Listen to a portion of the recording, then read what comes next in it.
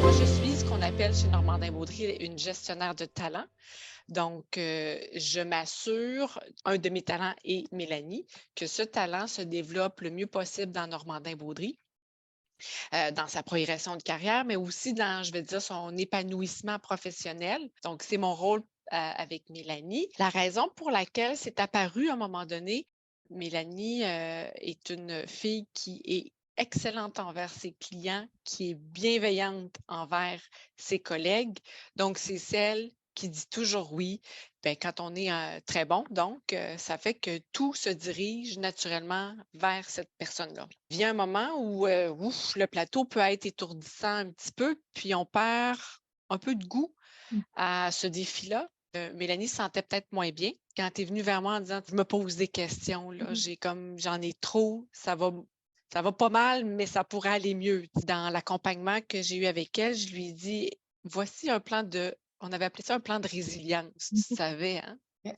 Mmh. C'est-à-dire, donne-toi du temps avant de prendre une décision, de changer de carrière, de tout laisser tomber, là. Tu sais, quand tu es un peu perdu, plus comment on apprend à trouver un équilibre comme professionnel, pour se choisir aussi et pas toujours être au service des autres. Je pense que c'était aussi un élément, qui est dans le chemin, puis je suis passée par là aussi. C'est mon président Éric Montminy qui avait fait exactement la même démarche avec moi à une autre époque. Donc, quand le potentiel est là, quand on voit que ça pourrait faire une différence parce qu'il y a une réceptivité, ben ça devient tout à propos.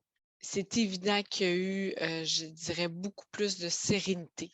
C'est le mot qui me vient là, beaucoup plus sereine, beaucoup plus disponible. Bizarrement, même si avant c'était tout le temps celle qui disait oui, oui, oui, beaucoup plus disponible qu'avant parce qu'elle choisissait où elle décidait d'investir, son énergie, son temps, son amour, en se choisissant d'abord. Une disponibilité plus grande et plus de proactivité. Des gens autour, plus dans la gestion, la direction de l'entreprise ou de la pratique disaient: «Mélanie Trudel a vraiment l'air de bien aller en ce moment». Tu sais, un sourire éclatant, éblouissant, c'était ça. Déjà ça, je pense que tout le monde voudrait faire le programme, hein, juste avec un peu plus d'éclat, de vitalité. Des gens qui font d'une manière cyclique ce parcours-là, ça donne un langage commun. Ça, c'est intéressant.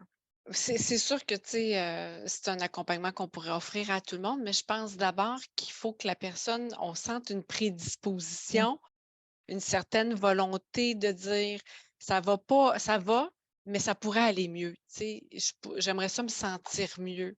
Hem, je pense que ça serait un indicateur pour nous, répondre positivement à ça. C'est plate, mais c'est comme s'il faut avoir un peu de malaise, de souffrance pour être capable de se mettre en route vers quelque chose qui va nous amener plus loin, mais pour arriver à ce leadership conscient-là, disons ça comme ça vient avec un travail sur soi.